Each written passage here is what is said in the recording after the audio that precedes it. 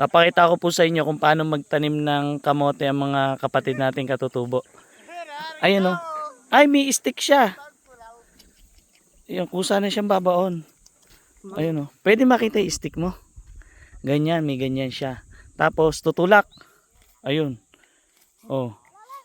Tutulak lang yung tangkay. Tapos may tagalagay nito. Ang tagalagay sila. Ilalagay mula sa dulo, hilera. Pagkatapos tusukin niya. Tapos yung kalabaw naman, siya naman mag-aararo dito. Tapos tatanim naman. Sila naman yung taga-ganyan. Ang galing. Mabilis yung trabaho. Oo. Ayun, tapos ayun yung mga pantanim nila nasa may kubo. Oh, ang ganda ng lugar. Dito napakapayapa, napakatahimik, malayo sa magulong syudad. Talagang ang pamumuhay sa bundok, masasabi mong ito yung mas masarap kung sanay ka. Kung sanay ka at kontento ka sa buhay, sa simpleng buhay. Masarap sa bundok. Ayun sila oh. Ayan. Ganyan.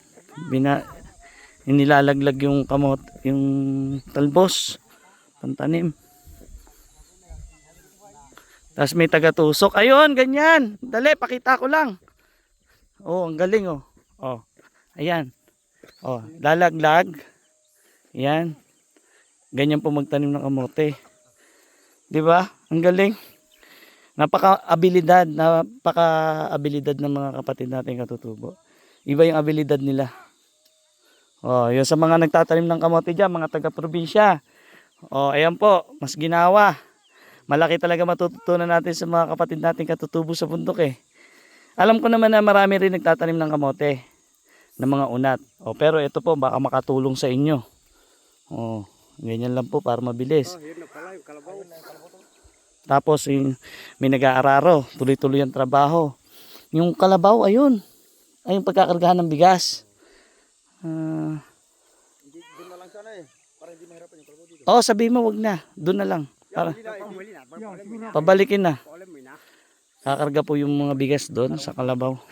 Oh, ano yun na para hindi na mahirapan. Paano hindi na? Kami na. Ano yung kilambong ang pon? Ang galing tas yung kalabaw. Paano nila? Di ba napakagaling nila.